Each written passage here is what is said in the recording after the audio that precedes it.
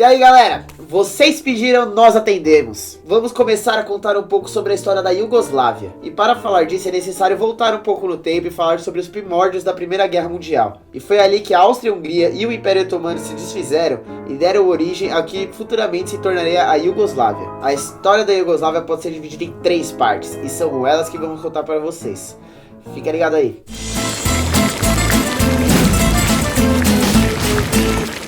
Iugoslávia significa literalmente eslavos do sul, e a ideia de unir as nações eslavas começou a surgir por volta do ano de 1840. Cada nação tinha seus motivos para essa união. Nas regiões onde hoje fica a Croácia, por exemplo, eles sonhavam com a ideia de reconstruir uma nova Ilíria, uma subdivisão do Império Romano que ficava nos Balcãs. Já os nacionalistas sérvios tinham o desejo de implementar um grande Estado sérvio, ou até formar um Império Sérvio. Mas na época, a união foi desejada por alguns anos, pois as pessoas que viviam onde mais pra frente seria a Iugoslávia se sentiam subjugadas das outras. Isso principalmente tornou os eslavos do sul diferentes do restante. Então, em 1912, iniciou-se uma série de conflitos na região, que ficaram conhecidas como as Guerras dos Balcãs. Grande parte da região na época era dominada pelo Império Otomano, mas a Sérvia e o Montenegro haviam conquistado a sua independência do Império.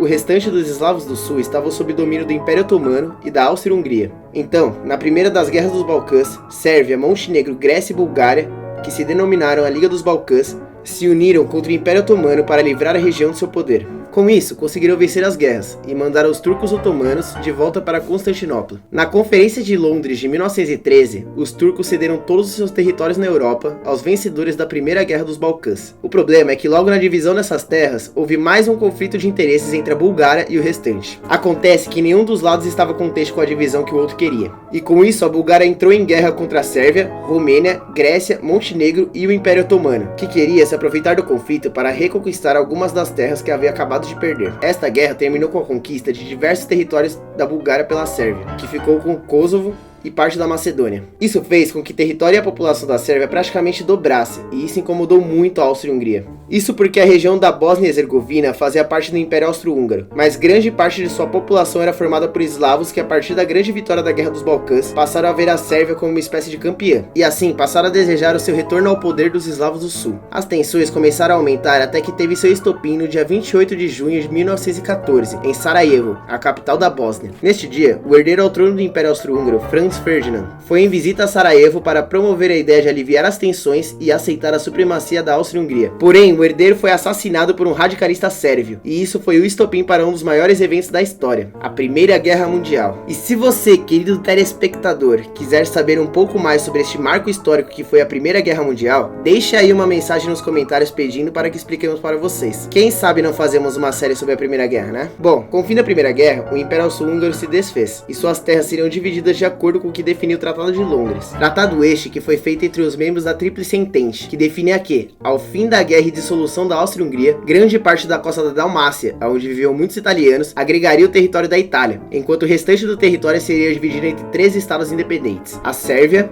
Montenegro e a Croácia. O Tratado de Londres foi feito para garantir a saída da Itália da Tríplice Aliança e sua entrada na Tríplice Entente, para garantir o fim da guerra e a vitória da Entente. Mas com o fim da guerra, os políticos da Croácia viram que um acordo devia ser feito com a Sérvia. Isto porque temiam que a Itália fosse pegar grande parte da Dalmácia e assim tentar avançar mais com a sua dominação territorial. E também que a Sérvia fosse crescer demais e em seguida decidir dominar a região da Bósnia e da Croácia. Então uma união seria melhor que uma dominação, certo? Desta forma, eles não estariam apenas salvando a Croácia e a Eslovênia das ambições territoriais da Itália, como também estariam salvando a si mesmos da própria Sérvia. Então, no dia 1º de dezembro de 1918, foi formado o Reino dos Croatas, Sérvios e Eslovenos. Este reino abrangia a Sérvia, Montenegro, Bósnia e Herzegovina, Macedônia e partes da Eslovênia e Croácia. Porém, esta união não foi de todo uma união feliz. Claro, cada região tinha seus motivos para não gostar da união. Haviam diferenças culturais grandes entre os eslavos do sul. Por exemplo, os eslovenos e croatas tinham uma ligação mais forte com a Europa, enquanto os sérvios tinham traços culturais da Ásia Menor, mais conservadores e fechados à influência capitalista europeia. A ideia dos eslovenos era europeizar os Balcãs, e não balcanizar os eslovenos e croatas. Enfim, a família real sérvia, os Karađorđević, acabaram por se tornar a família real do reino dos sérvios, croatas e eslovenos, e a capital do reino seria a capital sérvia, Belgrado. Entende o que incomodou tanto os outros países? Tipo,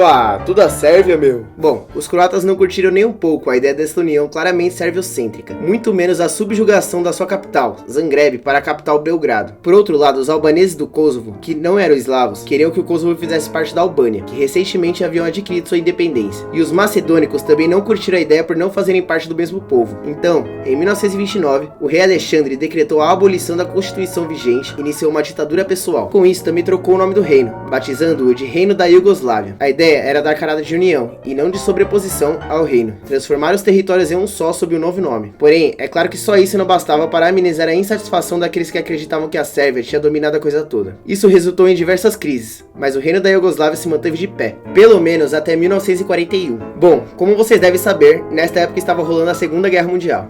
Inclusive, se você quiser saber mais sobre o assunto, temos uma baita série com todas as informações que você pode querer sobre a época. Vale a pena conferir, olha lá. Bom, em 1941, a Iugoslávia entrou em colapso quando alemães nazistas e italianos fascistas invadiram e atacaram seu território. Um grupo de fascistas chamados Ustašas tomaram o poder na capital croata, Zagreb. E toda ação gera uma reação, ou seja, toda dominação gera uma resistência. Os fascistas italianos começaram uma era de terror e genocídio na região, principalmente contra os sérvios que viviam na Croácia e na Eslovênia. Assim, uma resistência começou a se formar na Sérvia, por aqueles que eram leais à Iugoslávia, que era dominada por sua nação. E também surgiu uma resistência comunista na Sérvia que simpatizava com os ideais da União Soviética. E neste exército é necessário destacar o nome de um cara que futuramente se tornaria muito importante. O líder dos revolucionários e comunista, Josip Broz, que ficou conhecido como Tito. Tito liderou os revolucionários incansavelmente contra a dominação fascista e nazista na região.